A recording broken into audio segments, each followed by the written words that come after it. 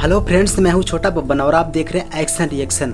Friends, इस video series में हम जानेंगे कि धरती पर जीवन कैसे पैदा हुआ। इस बारे में वैज्ञानिकों को अब तक जो भी पता है, वैज्ञानिकों ने जो भी खोज या रिसर्च की है, उसके आधार पर धरती पर जीवन कैसे पैदा हुआ इस वीडियो सीरीज में हम जानेंगे। तो दोस्तों, वीडियो को अंत तक जरूर देखना, तो आपको पता चल जाएगा कि धरती पर जीवन की शुरुआत किसी भगवान द्वारा हुई थी या फिर किसी घटना के चलते धरती पर जीवन पैदा हुआ था। इसके बारे में जो भी डाउट आपके पास होंगे पूरी तरह से क्लियर हो जाएंगे। तो दोस्तों, वैज्ञानिकों ने अब तक जो भी रिसर्च या फिर कोई प्रयोग किया है, उसके आधार पर जो भी निष्कर्ष निकलता है, वो सारी जानकारियां हम स्टेप बाय स्टेप देने का प्रयास करेंगे। तो दोस्तों, हमारी पृथ्वी पर कई प्रकार के जीव जंतु और कई प्रकार के पेड़ पौधे पाए जाते हैं। धरती के अस्तित्व में आने के बाद जितनी भी जीवों की प्रजातियां पैदा हुई, उन सभी प्रजातियों में 99% प्रजातियां समाप्त हो चुकी हैं। ऐसा अनुमान लगाया जाता है कि धरती पर 10 से 14 मिलियन प्रकार की प्रजातियां पाई जाती हैं, लेकिन अभी तक केवल 12 लाख प्रजातियों की ही खोज हो पाई है। 86% प्रजातियां अभी भी अनडिस्कवर्ड हैं। तो दोस्तों, वैज्ञानिकों को अब तक जो भी प्रमाण मिले हैं, उनसे यही पता चलता है कि पृथ्वी पर जीवन की उत्पत्ति 3.5 अरब साल पहले हुई थी और पृथ्वी की उत्पत्ति 4.5 अरब साल पहले हुई थी। 3.5 और 4.5 अरब साल के बीच जो 1 अरब साल का टाइम पीरियड है, इसी टाइम पीरियड के बीच में जो कुछ भी धरती पर घटित हुआ, उसी के चलते धरती पर जीवन पैदा हुआ।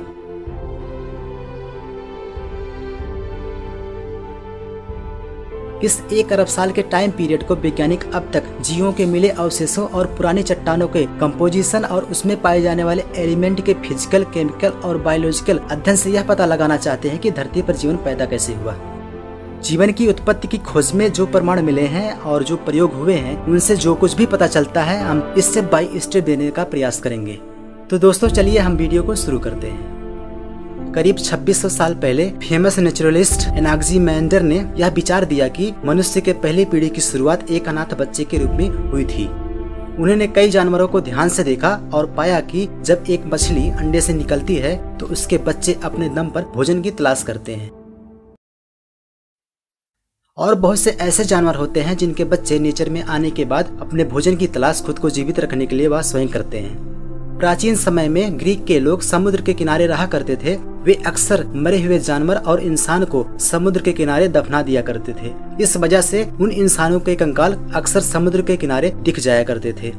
इन्हीं कंकालों को देखकर एनाक्सिमेंडर ने यह निष्कर्ष निकाला कि जानवर के कंकाल को देखकर यह पता लगाया जा सकता है कि वे एक दूसरे से किस तरह से अलग हैं, और यहीं से स्केलेटन एनाटॉमी यानी कि कंकाल देख करके किसी जानवर का पता लगाने जैसे सब्जेक्ट की शुरुआत हुई। एनाक्सिमेंडर अक्सर समुद्र के किनारे जानवरों के कंकालों की खोज करते और उनका बारीकी से अध्ययन करते। इस तरह स्टडी करते हुए उन्होंने कहा कि एक इंसान मछली से पैदा हुआ है और एक मछली के विकासवादी प्रक्रिया के बाद ही इंसान जैसा हो पाया है। एक इंसान मछली से कैसे पैदा हुआ, एनाक्सिमेंडर के पास इसका कोई भी जवाब नहीं था। लेकिन कहा जाता है कि भले ही एनाक्सिमेंडर के पास इसका कोई भी जवाब नहीं था, लेकिन पृथ्वी पर जीवन छोटे जीवों के विकास से शुरू हुआ, यह सोचने की पहली शुरुआत थी। इसके बाद एनाक्सिमीनस, जीनोफेनस, एम्पीडोकल्स, डेमोक्रिटस और अंत में अरस्तु ने एनाक्सिमेंडर के विचारों को और ज्यादा संशोधित करके अलग तरीके से पेश किया। अरस्तु ने कहा कि कार्बनिक पदार्थों के क्षय होने से यानी कि नष्ट होने से छोटे कीड़े मकोड़ों का जन्म होता है। इसके लिए उन्होंने तर्क दिया कि एक खुले कंटेनर में अनाज को छोड़ने के बाद बहुत से चूहे इकट्ठा हो जाते हैं। इन्हें देखकर ऐसा लगता है कि जैसे अनाज ने चूहों को पैदा किया हो। मांस को खुला छोड़ने के बाद मांस को संक्रमित करने वाले कीड़े पैदा होते हैं और इन कीड़ों को भी देखकर ऐसा लगता है कि जैसे इन कीड़ों को मांस ने पैदा किया हो। इस प्रकार पहली बार नॉन लाइफ मटेरियल से यानी कि मृत पदार्थ से जीवन पनपने की पहली नेचुरलिस्टिक थ्योरी अरस्तु द्वारा और ग्रीक के कुछ दार्शनिकों द्वारा दी गई। उस समय के पारंपरिक धर्मों ने प्राकृतिक दुनिया बनाने वाले देवी देवताओं को जिम्मेदार ठहराया और झूठी कहानियां बना करके प्रचार और प्रसार किया।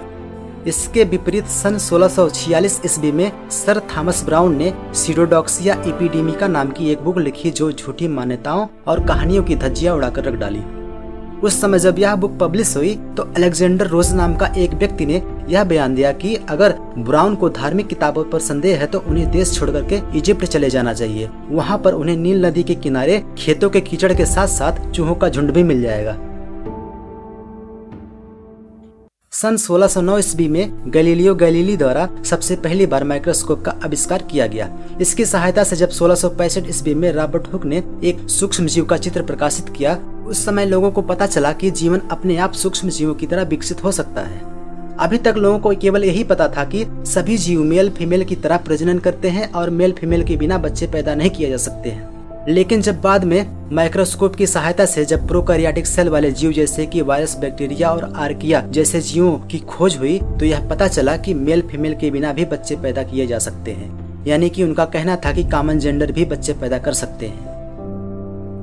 इस खोज के बाद 1668 ईस्वी में फ्रांसिस्को रेडी नाम के एक वैज्ञानिक ने एक प्रयोग किया। इसमें उन्होंने एक खुले जार में मांस का एक टुकड़ा डाला और कुछ दिनों के बाद मांस के टुकड़े में कीड़े विकसित हो गए और बाद में मक्खी बन करके मांस के आसपास में मड़राने लगे। इसके बाद जब दूसरे जार में उन्होंने मांस के टुकड़े को रख करके जार को सील कर दिया, तो बाद में उन्होंने देखा कि दूसरे जार में कोई भी कीड़ा विकसित नहीं हुआ और न ही कोई मक्खी दिखाई दी। इसके बाद उन्होंने तीसरा जार लिया, उसमें मांस का टुकड़ा रख करके जाली से ढक दिया। कुछ दिनों के बाद जब देखा तो जार के अंदर तो कोई मक्खी नहीं दिखाई दी, लेकिन बाहर मक्खियां मड़राती हुई दिखी।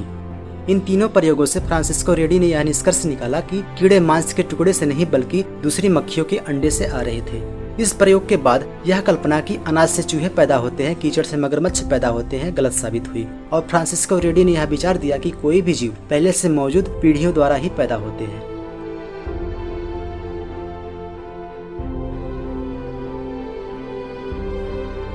इस एक्सपेरिमेंट के कुछ समय के बाद जॉन नीदम नाम के एक व्यक्ति ने बंद सिरके की बोतल को माइक्रोस्कोप की सहायता से जब देखा तो उन्हें सिरके में बहुत सारे सूक्ष्म जीव दिखाई दिए। इसके बाद नीदम ने सिरके के बोतल को गर्म किया और दोबारा से बोतल में ढक्कन लगा करके बंद करके रख दिया। इसके बाद नीदम ने कुछ दिनों के बाद जब देखा तो उन्हें सिरके में दोबारा से वही सूक्ष्म जीव दिखाई दिया। इस प्रयोग के बाद नीदम ने यह कहा कि बेजान शोरबे ने जीवन को जन्म दिया है और ऐसे में बेजान चीजों से जीवन पैदा हो सकता है। नीदम की इस बात को सुनते ही लेजारो स्पंजलानी ने यह सोचा कि नीदम ने कुछ गलत किया होगा, इसलिए लेजारो स्पंजलानी ने बहुत ही सावधानी से प्रयोग करने की ठानी। 2 सिरके की बोतल को गर्म किया और एक बोतल को खुला छोड़ दिया और दूसरी बोतल को बंद करके रख दिया और कुछ दिनों का इंतजार किया।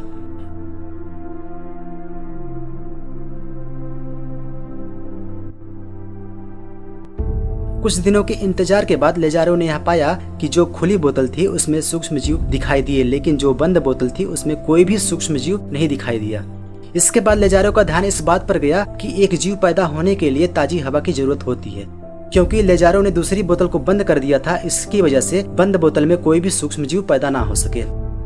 लेजारो ने इसके लिए एक घुमावदार गर्दन वाली बोतल लिया और इस बोतल के गर्दन में पानी भर दिया और नीचे फ्लास्क में शोरबा रख दिया। शोरबे को गर्म किया और ताजी हवा को प्रवाहित किया जो पानी से होकर गुजरती थी। ऐसा करने से ताजी हवा में मौजूद सूक्ष्म जीव पानी में फंस जाएंगे और बाहर से शोरबे के अंदर नहीं जा पाएंगे। इस प्रयोग के करने के कुछ दिनों के बाद जब लेजारो ने दोबारा से उस शोरबे को देखा तो उस शोरबे के अंदर कोई भी सूक्ष्म जीव नहीं दिखाई दिया। इस प्रयोग से यह बात पता चली कि छोटे जीव अनाज, कीचड़ और शोरबे जैसी चीजों से नहीं पैदा हो सकते और यह बात पूरी तरह से गलत है। जैसा कि दोस्तों हमने आपको बताया कि पृथ्वी की उत्पत्ति 4.5 अरब साल पहले हुई और लगभग 100 करोड़ सालों तक पृथ्वी पर जो कुछ भी हुआ उसके चलते जीवन पैदा हुआ। इस 100 करोड़ सालों में जीवन धरती पर कैसे पैदा हुआ, इसे समझाने के प्रयास में सबसे पहले एनाक्सिमेंडर ने यह कहा कि इंसान मछलियों से पैदा हुआ है और इस बात में कुछ सुधार करते हुए अरस्तु ने कहा कि छोटे जीव अनाज, कीचड़ और मांस जैसे चीजों से पैदा होते हैं। फ्रांसिस्को रेडी ने अपने प्रयोगों से गलत साबित कर दिया और इसे गलत साबित करने के बाद फ्रांसिस्को रेडी ने कहा कि कोई भी जीव पहले से मौजूद पीढ़ियों द्वारा ही पैदा होते हैं। इसके बाद नीदम ने अपने शोरबे वाले परीक्षण से यह साबित करने की कोशिश की कि निर्जीव पदार्थ से जीवन पैदा हो सकता है, लेकिन लेजारो स्पंजलानी ने पूरी तरह से नीदम को गलत साबित कर दिया और कहा कि अनाज, मांस, कीचड़ और शोरबे जैसी चीजों से कोई भी जीव पैदा नहीं होते और न ही हो सकते हैं। इन सभी प्रयोगों से वैज्ञानिकों ने यह निष्कर्ष निकाला कि सूक्ष्म जीव या फिर छोटे जानवर अचानक से बिना माता पिता के पैदा नहीं हो सकते। इस बात ने वैज्ञानिकों को और ज्यादा परेशान कर दिया और यह सोचने पर मजबूर कर दिया कि अगर सभी जीवों का जन्म पहले से उपस्थित उनके पूर्वज द्वारा होता है तो जो उसमें से जो पहला पूर्वज था उसका जन्म कैसे हुआ था।